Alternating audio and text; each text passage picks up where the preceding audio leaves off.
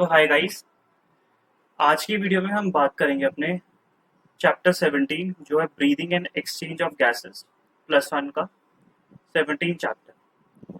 तो इस चैप्टर में हम बेसिकली पढ़ेंगे अपने रेस्पिरेटरी ऑर्गन्स के बारे में, अपनी ब्रीदिंग के मैकेनिज्म के बारे में, एक्सचेंज ऑफ गैसेस कैसे होती हैं, फिर जो गैसेस हैं वो ट्रांसपोर्ट कैसे होती हैं हमारी बॉडी में। उसके बाद कुछ डिसऑर्डर्स पढ़ेंगे जो कि हमारे रेस्पिरेटरी सिस्टम से रिलेटेड है। तो शुरू करते हैं इसके बेसिक से ही। तो जैसे हमने पढ़ा कि हम ऑक्सीजन को यूटिलाइज करते हैं जो कि इनडायरेक्टली यूज होती है break down of molecules like glucose and derive energy for performing various activities. तो ऑक्सीजन हम यूटिलाइज करते हैं मॉलिक्यूल्स लाइक ग्लूकोज को तोड़ने के लिए ताकि हम एनर्जी प्रोड्यूस कर सकें। और ये जो प्रोसेस है ग्लूकोज के तोड़ने वाली, ये हमारे पिछले चैप्टर में आएगी जो कि प्लांट फिजियोलॉजी के अंदर है। तो अगर आपको ये नहीं पता तो इसमें डरने वाली बात नहीं है क्योंकि ये प्लांट फिजियोलॉजी में आएगा। उसके बाद जो CO2 है हमारी बॉडी के लिए हार्मफुल है, वो भी रिलीज होती है during the above catabolic reactions. Catabolic reactions मतलब जिस रिएक्शंस में हमारा सब्सटेंस टूट रहा है, और एनाबॉलिक मतलब हमारा सब्सटेंस बन रहा है। It is therefore evident. तो अगर O2 CO2 हमारे लिए हार्मफुल है तो ये कॉमन सेंस है कि हमें उसको, जो CO2 प्रोड्यूस हो रही है, हमें उसको रिलीज आउट करना पड़ेगा और O2 को कॉन्टिन्यूसली हमें इनहेल करना पड़ेगा for our survival. Now the process of O2, exchange of O2 from the atmosphere with the CO2 produced by the cells is called breathing, commonly known as respiration. अब हमें breathing या respiration की एक basic सी definition दी हुई है कि the process of exchange of O2 from the atmosphere with the CO2 produced by the cells is called breathing या फिर respiration. अब एक एक्टिविटी सी दी हुई है कि place your hands on your chest, you can feel the chest moving up and down, you know that it is due to the breathing. तो ये common sense है क्योंकि जब हम इनहेल करते हैं तो हमारे लंग्स में हवा जाती है जिसके कारण हमारी चेस्ट अप मूव करती है, और जब हम एक्सहेल करते हैं तो हमारी जो एयर होती है लंग्स में वो निकल जाती है, इसलिए हमारी चेस्ट डाउन हो जाती है। So how do we breathe? The respiratory organs and the mechanism of breathing are described in the following sections of the chapter. तो अब हम पढ़ेंगे कि रेस्पिरेटरी ऑर्गन्स कौन से हैं हमारी डिफरेंट डिफरेंट ऑर्गेनिजम्स में, और ये हमें एक तरह से याद होना चाहिए। Mechanism of breathing varies among different groups of animals depending mainly on their habits and level of organization. अब सभी ऑर्गेनिजम्स में ऐसा नहीं कि ब्रीदिंग सेम तरीके से हो रही है।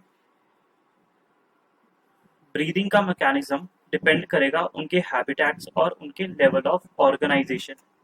लोअर इनवर्टिब्रेट्स में like sponges, coelenterates, flatworms etcetera exchange O2 with CO2 by simple diffusion. अब अपने जो लोअर इनवर्टिब्रेट्स हैं जैसे स्पॉन्जेस, सीलेंट्रेट्स और फ्लैटफॉर्म्स, इनमें O2 एक्सचेंज होती है विद CO2 सिंपल डिफ्यूजन से over their entire body surface. मतलब कि इनमें कोई स्पेशल स्ट्रक्चर नहीं है जैसे हमारी बॉडी में लंग्स हैं एयर को इनहेल एक्सहेल के लिए। इन ऑर्गेनिजम्स में लोअर इनवर्टिब्रेट्स में ऐसा कोई स्पेशल स्ट्रक्चर नहीं है जो कि पर्टिकुलरली O2 और CO2 की एक्सचेंज में हेल्प करे। इनकी एंटायर बॉडी ही सिंपल डिफ्यूजन से गैसेस को एक्सचेंज कर लेती है। उसके बाद earthworms use their moist cuticle and insects have a network of tubes, tracheal tubes, to transport atmospheric air within the body. अब अर्थवॉर्म्स की जो स्किन होती है वो मॉइस्ट होती है और वो उसी के साथ ही अपना एक्सचेंज ऑफ गैसेस कर लेते हैं। इंसेक्ट्स में हमें थोड़ा सा स्पेशलिटी दिखेगी क्योंकि उनमें हमें एक नेटवर्क ऑफ ट्यूब्स जिसको हम ट्रेकियल ट्यूब्स कहते हैं वो प्रेजेंट होंगी जो कि एटमॉस्फेरिक एयर के ट्रांसपोर्ट में हेल्प करेगी। उसके बाद स्पेशल वैस्कुलराइज्ड, अब ये इंपॉर्टेंट है, वैस्कुलराइज्ड स्ट्रक्चर्स हैं ये, कई बार वो इसी को चेंज कर सकता है। Called the gills are used in most of the aquatic arthropods and molluscs. अब ये इंपॉर्टेंट है कि गिल्स किन किन में प्रेजेंट होते हैं। एक्वेटिक आर्थ्रोपोड्स और मोलस्क्स में गिल्स प्रेजेंट होते हैं। Whereas vascular bags called lungs, lungs हमारे अंदर प्रेजेंट हो गए, are used by the terrestrial forms for the exchange of gases.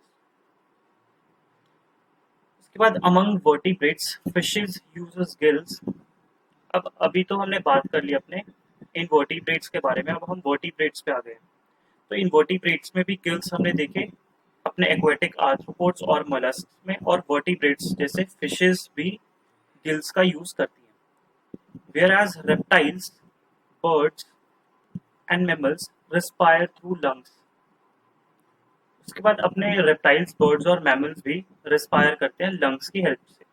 उसके अगले वर्टिब्रेट्स हैं अपने एम्फीबियंस, जैसे कि frog respire through their moist skin. अभी हमने पढ़ा था कि अर्थवर्म भी अपनी मॉइस्ट क्यूटिकल की हेल्प से एक्सचेंज करता है गैसेस, फ्रॉग भी अपने मॉइस्ट स्किन से ही एक्सचेंज करता है। उसके बाद mammals have a well developed respiratory system.